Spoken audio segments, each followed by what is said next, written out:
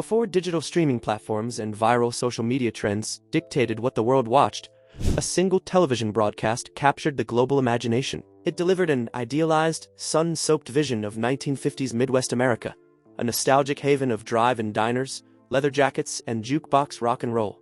Today, we are opening the vault to break down 15 subtle details, hidden secrets, and backstage clashes from Happy Days that 99% of viewers completely missed. From secret motorcycle cover-ups to the terrifying audition that launched a cinema legend, we are dissecting every single frame. Before we kickstart the motor, make sure to subscribe to Comedalgia TV on YouTube and follow our official Facebook page right now for your weekly masterclass in archival television history. Grab your leather jacket. Let's step onto the lot. What happened? Fonz, are you all right? Oh, yeah. Now, don't get excited. We had a little accident here. But the Fonz is unhurt. Number 15. The Live Audience Revolution. When Happy Days debuted in January 1974, it looked and felt entirely different from the pop culture powerhouse it became. Season 1 was shot using a traditional single-camera film setup, produced like a feature motion picture on quiet sound stages with soft lighting, deliberate pacing, and a subtle, canned laugh track. While critics appreciated the quiet realism, Nielsen ratings began to sag near the end of Season 2. Executive producer Gary Marshall realized that the static single-camera format was stifling the kinetic energy of Henry Winkler's breakout character, Arthur Fonzarelli. Marshall engaged in a fierce battle with Paramount executives, demanding a complete structural overhaul, shifting the production to a multi-camera setup filmed live in front of a studio audience. Paramount resisted, fearing the capital expenditure required to convert Stage 19, alter the lighting grids, and construct audience bleachers. Marshall held firm, threatening to walk away from his contract. Paramount relented, and the transformation in Season 3 was instantaneous. The moment Henry Winkler stepped into Arnold's drive-in during live tapings, the studio crowd erupted into deafening screams. This live energy re-energized the cast, elevating Winkler from a supporting player into the main pillar of the series. This format shift served as a launching pad for director Jerry Paris, who directed 237 episodes of the series, won a Primetime Emmy Award, and established himself as a prolific multi-camera director. Paris had previously starred as Jerry Helper on The Dick Van Dyke Show 1961 to 1966, and directed feature films like The Grasshopper 1970, starring Jacqueline Bisset, and Viva Max 1969, starring Peter Ustinov. Later in his career, Paris directed major comedy blockbusters, including Police Academy 2, Their First Assignment 1985, and Police Academy 3 Back in Training 1986. The live audience multi-camera blueprint perfected on Stage 19 went on to shape hit television series for decades, including Laverne and Shirley, Mork and Mindy, Cheers, Frasier, and Friends. You, civic leader? That's right. I spit on you and your trophy.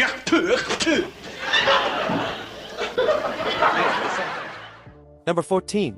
Tom Hanks' Martial Arts Grudge Match. Before Tom Hanks became a multi-Oscar winning actor, he was a struggling young performer in California, auditioning for guest roles to pay his living expenses. In the early 1980s, Hanks co-starred in the cross-dressing television comedy Bosom Buddies 1980 to 1982, produced by Gary Marshall's company. When Bosom Buddies was canceled, Hanks found himself searching for acting work to keep his sad health insurance active. Recognizing Hanks' physical comedic timing, Gary Marshall invited him to guest star on Happy Days as Dr. Dwayne Twitchell, a former classmate who returns to Milwaukee to challenge Fonzie to a martial arts duel over a third-grade playground grudge.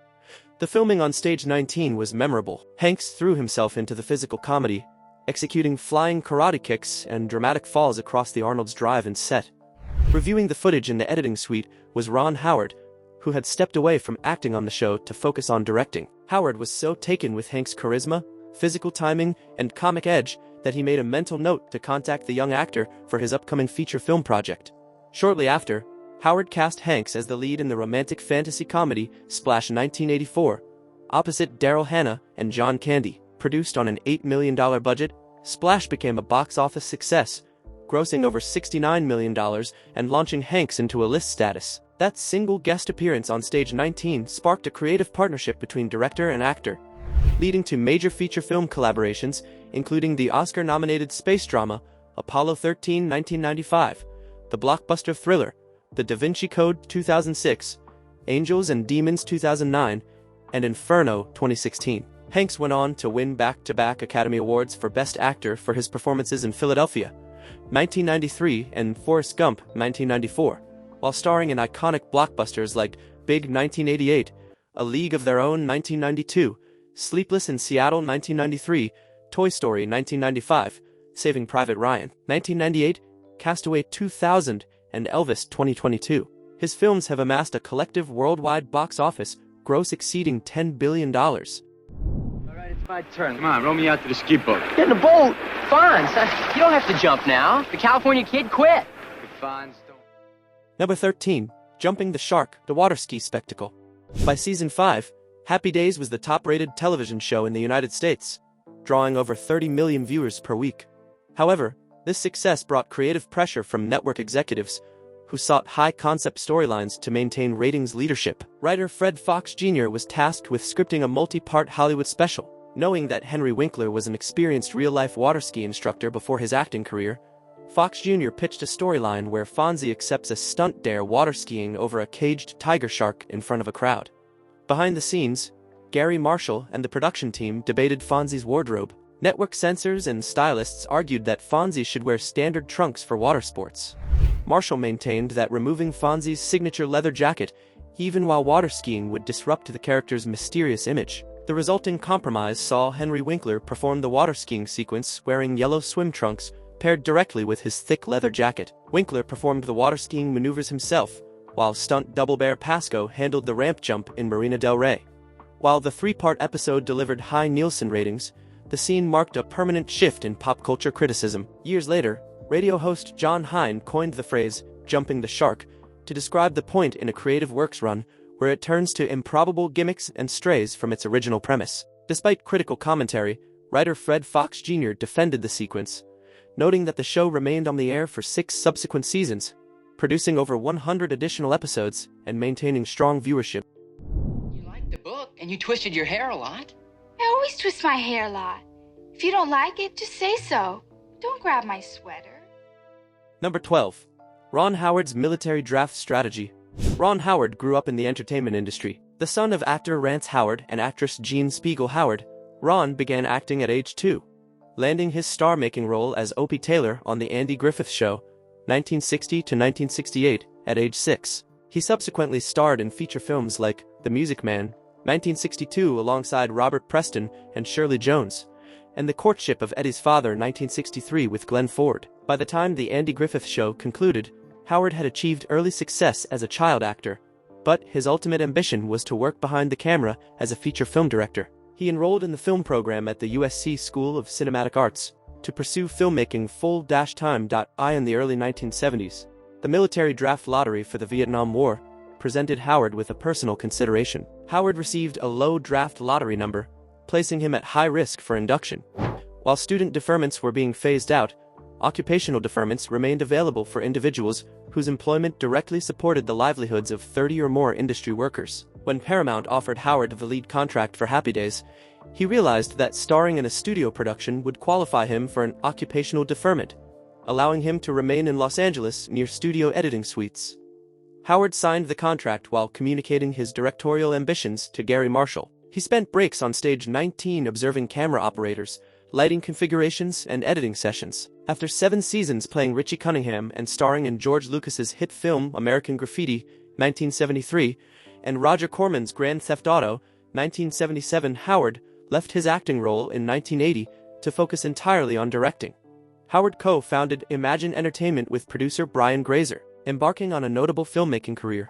He directed commercial and critical hits, including Night Shift, 1982, Splash, 1984, Cocoon, 1985, Willow, 1988, Parenthood, 1989, Backdraft, 1991, Far and Away, 1992, Apollo 13, 1995, Ransom, 1996, How the Grinch Stole Christmas, 2000, Cinderella Man, 2005, The Da Vinci Code, 2006, Frost, Nixon, 2008, Rush, 2013, and Solo: A Star Wars Story, 2018. In 2002, Howard won 2 Academy Awards, Best Director and Best Picture for A Beautiful Mind, 2001, completing his transition from child performer to director and producer. Oh, wait, Fonz. No, not her.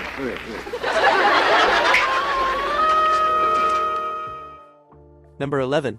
Robin Williams auditioned on his head. In late 1977, Gary Marshall's young son, Scott, was an avid fan of the newly released film Star Wars 1977, and asked his father to write an episode featuring an alien character. Marshall agreed, asking the writing team to craft a script where an alien attempts to kidnap Chuck Cunningham. Casting the role proved challenging, as several established actors delivered overly rigid auditions. Dom DeLuise turned down the role, leaving production without a lead guest actor. Days before filming was scheduled on stage 19.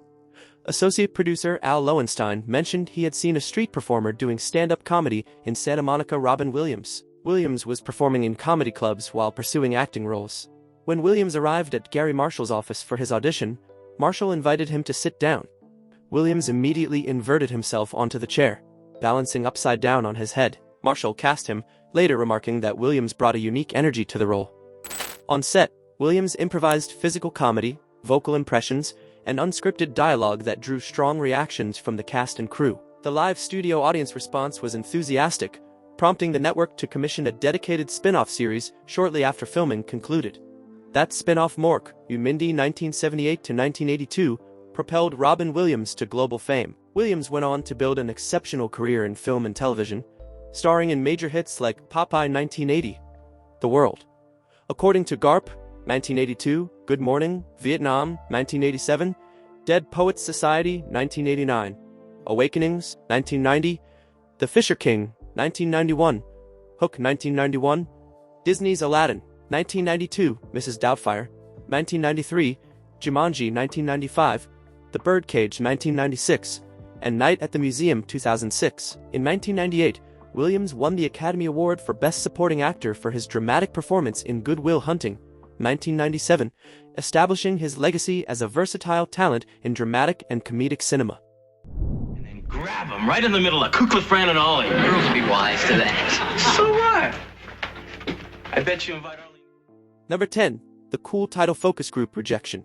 In 1971, when producer Gary Marshall pitched his concept for a nostalgic Midwestern comedy to Paramount, he sought a brief title that reflected mid-century youth culture. Marshall's working title for the project was Cool. Paramount approved the title and funded a pilot episode starring Ron Howard, Marion Ross, and Anson Williams. However, when Paramount screened the pilot for test audience focus groups in Los Angeles, the feedback was unexpected. Audience response cards indicated that viewers associated the word cool with cigarette marketing rather than a family comedy. Viewers felt the title seemed detached and distant. Recognizing that the title was not testing well, producer Carl Kleinschmidt suggested the title Happy Days. Kleinschmidt argued that the phrase reflected the optimistic tone of mid-century American life that audiences were seeking during the political and economic shifts of the early 1970s. Marshall agreed, the title was changed, and the series branding was finalized. Gary Marshall utilized the momentum from Happy Days to build a prominent career in television and feature film production. As a creator and executive producer, he launched hit television series including Laverne and Shirley, 1976 to 1983, Mork and Mindy, 1978 to 1982, and The Odd Couple, 1970 to 1975. He transitioned into directing feature films, helming hit movies such as The Flamingo Kid, 1984, Overboard, 1987, starring Goldie Hawn and Kurt Russell, Beaches, 1988, starring Bette Midler and Barbara Hershey, the box office smash Pretty Woman, 1990, starring Julia Roberts, and Richard Gere, Frankie and Johnny, 1991, The Princess Diaries, 2001, and Runaway Bride, 1999. Marshall's career as a writer, director, and producer solidified his position as a major figure in American entertainment. Oh, where'd you get it? Never mind where. The important thing is we're going to be at Eddie's Pink Palace tomorrow night to watch Bubbles McCall take it all. Number 9. Anson Williams' Potsy recorded jukebox covers.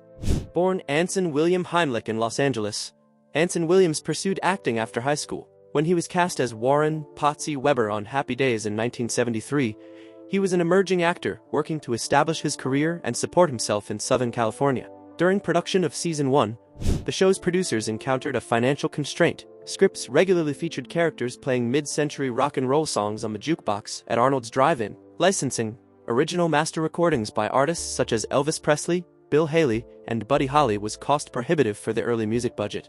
One afternoon on stage 19, Gary Marshall heard Anson Williams singing classic pop tracks between takes. Impressed by Williams' vocal capability, Marshall proposed a cost-saving solution. Paramount hired Williams to enter a recording studio and record cover versions of popular 1950s tracks. These custom recordings were then played through the prop jukebox during scene takes, saving the production substantial licensing fees while providing Williams with additional compensation. Williams later transitioned into television directing during the 1980s. He built a directorial career behind the camera, helming over 300 episodes of major television series, including Beverly Hills, 90210, Melrose Place, Star Trek Deep Space Nine, Star Trek Voyager, Sabrina the Teenage Witch, Xena Warrior Princess, and The Secret Life of the American Teenager. Williams also became an entrepreneur, launching successful commercial ventures alongside his work in the entertainment industry. Before you come into a man's office. Well, I'm sorry to bother you, but listen, about these tickets. Hey, it's okay, man. You don't have to keep on thanking me. It's all right. I know, but I was wondering... Number 8. The Cahuenga Boulevard House Misdirection. For 11 seasons, viewers associated the white wooden home in the establishing shots of Happy Days with suburban Milwaukee, Wisconsin. The series incorporated Midwestern references, seasonal snow, and local sports details to establish its setting. In reality, the home featured in those exterior shots stands at 565 North Cahuenga Boulevard in Los Angeles, California, located under a mile from Paramount Studios, where interior sets were built on Stage 19. The private residence was chosen by location scouts in 1973 because its architecture matched the mid-century aesthetic desired by Gary Marshall. Paramount arranged a location fee with the homeowners to film quick exterior establishing shots, porch entries, and driveway scenes. Behind the scenes, this geographical separation presented minor production challenges during winter-themed episodes. When scripts called for snow, stagehands applied artificial white foam to the lawn while framing shots to avoid capturing the palm trees located across Cahuenga Boulevard. Despite the physical distance from its fictional setting, the real Los Angeles home became a notable point of interest for television fans. Decades after production concluded, visitors continued to view and photograph the Cahuenga Boulevard residence, making it one of the most recognized exterior television homes in Los Angeles. Chrome goodies. Oh, how about seatbelts? What seatbelts? Like safety belts pilots wear. I read about them in Popular Mechanics. Number 7. Arnold's Drive-In was originally Arthur's. The iconic hangout spot where Richie, Fonzie, Potsy, and Ralph Malph spent their time underwent a name change before becoming Arnold's Drive-In. When Gary Marshall shot initial pilot footage in 1971, the production used a real, functioning diner named Arthur's Restaurant in Burbank, California, filming exterior shots beneath the establishment's commercial sign. When ABC picked up Happy Days for full broadcast production in late 1973, Paramount authorized the construction of a permanent indoor drive-in set on Stage 19. However, legal considerations regarding trademark clearance for using the name Arthur's on a commercial broadcast series led the art department to adjust the exterior sign renaming the set Arnold's Drive-In. The set became central to the series in Season 3 when Japanese-American actor Pat Morita was cast as Matsuo Arnold Takahashi, the owner of the establishment. Morita's performance established the character as a fan favorite. When Morita left the show in 1976 to star in his own sitcom Mr. T and Tina, 1976, actor Al Molinaro joined the cast as Al Del Vecchio, the new proprietor who adopted the moniker Arnold because customers continued referring to the diner by its established name. Molinaro later co-starred in the spin-off Joni Loves Chachi, 1982 to 1983, and made appearances in the hit 1994 music video for Weezer's Buddy Holly, directed by Spike Jonze. Pat Morita's work on Happy Days led to notable opportunities in film. In 1984, director John G. Avildsen cast Morita as martial arts mentor Mr. Miyagi in the smash hit feature film The Karate Kid, 1984. Morita's dramatic performance earned him an Academy Award nomination for Best Supporting Actor, leading to co-starring roles in The Karate Kid Part 2, 1986, The Karate Kid Part 3, 1989, The Next Karate Kid, 1994, alongside Hilary Swank, Collision Course, 1989 with Jay Leno, and voicing Emperor of China in Disney's animated classic Mulan, 1998. Morita's career left a lasting mark on American cinema. Oh, yeah? That's telling him, Ralph. Hey, Ralph! Why don't you put your... Number 6. Mickey Dolenz. The Monkees was almost Fonzie. When casting began for Arthur, Fonzie Fonzarelli, in late 1973, producer Gary Marshall sought an actor who could project a confident, leather jacket-clad image. The producer's early choice for the role was Mickey Dolenz, the drummer and vocalist for the pop rock group The Monkees. Dolenz had delivered a dramatic guest appearance as a motorcycle rider on an episode of the police drama Adam 12, 1972, demonstrating his range as an actor. Dolenz auditioned on the Paramount lot, delivering a strong reading that impressed Marshall and the casting team. However, during the audition, Marshall noted a visual consideration. Dolenz stood 6 feet tall. When paired on camera with lead actor Ron Howard, who stood 5 feet 9 inches, Dolenz visually dominated the frame. Marshall felt that a significant height disparity would alter the dynamic between Chuck Cunningham and Fonz, changing the mentor-friend relationship he envisioned. The producers passed on Dolenz, adjusting their casting call to look for a shorter actor who could project confidence without visually towering over Howard. This decision led to the casting of the 5 feet 6 inches Henry Winkler, whose height suited the camera framing and physical dynamic designed for the two lead characters. Mickey Dolenz transitioned into television directing and stage production in Great Britain and the United States. He directed episodes for series, including The Bill, Boy Meets World, and Pacific Blue, while continuing to perform globally as lead vocalist for the Monkees. The Monkees sold over 75 million records worldwide, featuring hit songs like I'm a Believer and Last Train to Clarksville, cementing Dolenz's place in music and television history. Did he mention if I had a good time? Number 5. The motorcycle crash that traumatized Henry Winkler. Arthur Fonzie Fonzarelli is remembered as a confident motorcycle enthusiast. However, behind the scenes, actor Henry Winkler was unfamiliar with riding motorcycles in real life, and his early attempt to operate one on set resulted in an unexpected accident on the Paramount lot. During filming for an early season 1 episode, the director instructed Winkler to start a heavy vintage Triumph motorcycle and ride it approximately 15 feet toward the camera crew. Winkler, hesitant to mention his lack of riding experience, mounted the motorcycle and engaged the throttle. As he released the clutch, the motorcycle lurched forward, causing him to lose control. The bike moved toward a camera setup and collided with a parked production truck, narrowly missing crew members. Winkler was thrown from the vehicle, sustaining minor bruises. The experience made him cautious about operating moving motorcycles. He informed Gary Marshall that he preferred not to ride moving motorcycles on set again. To maintain Fonzie's motorcycle-oriented image safely, the prop department devised practical solutions for subsequent scenes. Featuring Fonzie riding, the motorcycle was secured on a flatbed trailer or pulled by a camera vehicle while Winkler remained seated on the bike, allowing him to act out the scene safely. Winkler went on to build a respected career across television, film, and literature. Following Happy Days, he starred in feature films, including The Lords of Flatbush 1974, alongside Sylvester Stallone, Heroes 1977, with Harrison Ford, Night Shift 1982, directed by Ron Howard, Scream 1996, directed by Wes Craven, The Waterboy 1998 with Adam Sandler, and Click 2006. Decades later, he achieved critical acclaim and won a Primetime Emmy Award for his performance as acting instructor Gene Cousineau in HBO's dark comedy series Barry 2018 to 2023, alongside guest appearances on Arrested Development and Parks and Recreation. Well, seeing how you got your little heart set on it. All right. Thanks, Fonzie, really. No sweat. Hey, Fonz. Could I ask one?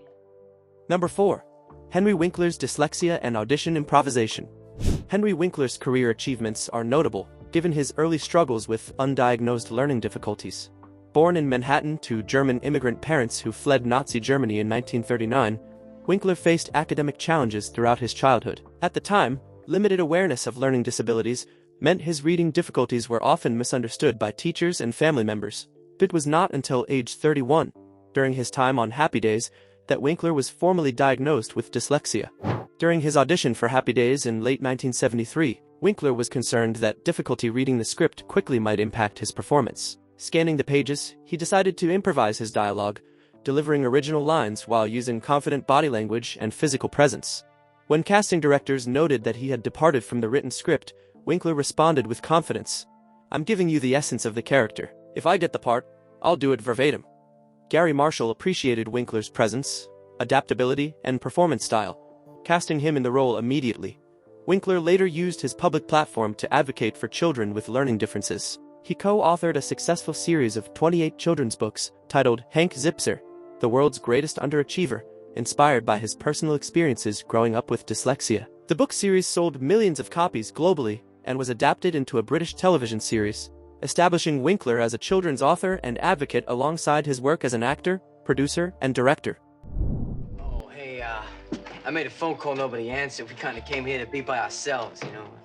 So did everybody else. Come on in, Will. Number 3. The censorship battle over Fonzie's leather jacket. The leather jacket worn by Arthur Fonzarelli became one of the most recognized wardrobe pieces in American television history, ultimately residing in the permanent collections of the Smithsonian Institution in Washington, D.C. However, during Season 1 of Happy Days, network executives at ABC expressed reservations regarding the jacket's appearance. ABC standards and practices felt that a black leather jacket conveyed a rebellious image associated with street gangs, fearing it might draw negative viewer feedback. Consequently, network representatives instructed wardrobe stylists to dress Henry Winkler in a tan cloth windbreaker for most early Season 1 scenes. Gary Marshall advocated for the leather jacket, arguing it reflected the authentic style of a mid-century auto mechanic. Marshall negotiated a compromise with network censors. ABC agreed that a leather jacket was acceptable as protective apparel whenever Fonzie was depicted alongside his motorcycle.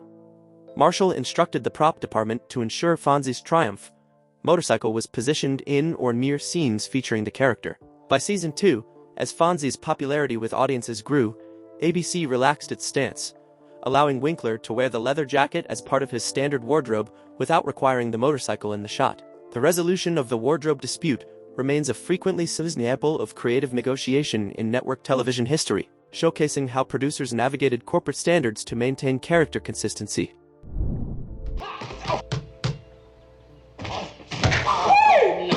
Wow, that's 2014 game.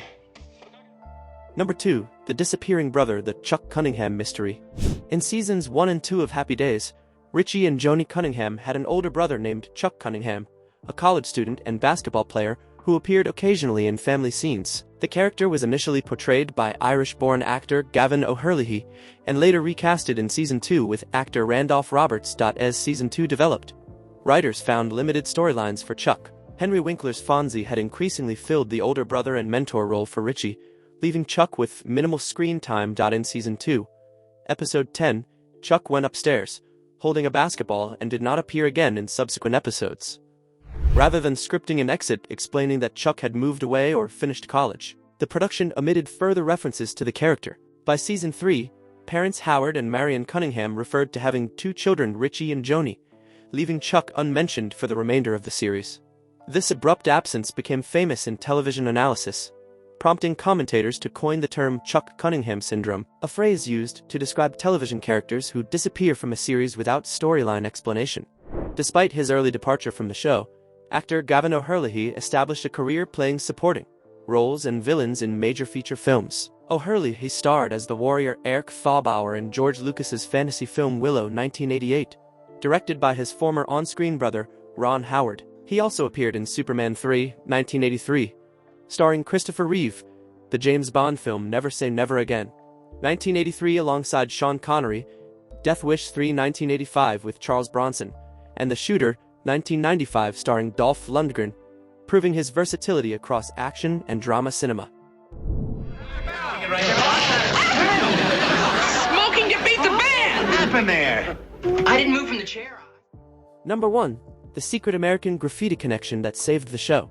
The history of Happy Days is closely tied to filmmaker George Lucas and his landmark 1973 feature film. In early 1972, Gary Marshall produced an initial pilot for Happy Days. ABC executives decided against ordering it to series at that time. To recover a portion of the production costs, Paramount aired the pilot as an episode of the anthology series Love, American Style, on February 25, 1972, under the title Love and the Happy Days. Concurrently, director George Lucas was casting his nostalgic ensemble feature film American Graffiti, 1973. Lucas was searching for an actor to play Steve Bolender, a clean-cut 1950s high school graduate navigating small-town life. Seeing Ron Howard's performance in Love and the Happy Days, Lucas cast him as a lead in his film alongside Richard Dreyfuss, Harrison Ford, Paul Le Mat, and Cindy Williams. Released in August 1973, American Graffiti became a massive commercial and critical success, earning over $140 million on a $777,000 budget and receiving 5 Academy Award nominations, including Best Picture and Best Director. Observing the public interest in 1950s nostalgia generated by American Graffiti, ABC reconsidered Marshall's project. The network requested that Marshall assemble the cast to produce Happy Days for its January 1974 schedule. This sequence of events launched a major media franchise. Happy Days ran for 11 seasons and 255 episodes, generating significant syndication viewership and spawning hit spin-off series, like Laverne and Shirley, 1976 to 1983, Mork and Mindy, 1978 to 1982, Joni Loves Chachi, 1982 to 1983, and the animated series The Fonz and The Happy Days Gang, 1980 to 1981. The series helped launch the careers of notable directors, producers, and actors, leaving an enduring mark on American television history.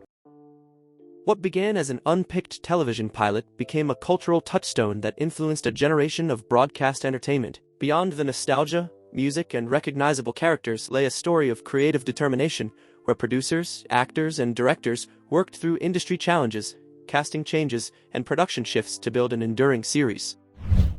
Now, we want to hear from you, our community of television historians and classic pop culture fans. Which of these 15 details surprised you the most? Do you prefer the quieter single-camera tone of Season 1, or the high-energy live audience format from Season 3 onward? And if you could bring back one missing character from classic television history, would it be Chuck Cunningham? Drop your thoughts in the comments below. I read through the responses, and the most engaging analysis will be pinned to the top of the section. Before you go, make sure to hit that subscribe button. Subscribe to Comedalgia TV on YouTube, and follow our official Facebook page right now to never miss our deep dives, lost media investigations, and behind-the-scenes histories of your favorite classic shows and Hollywood moments. Thank you for watching, and we will see you in the next documentary masterclass.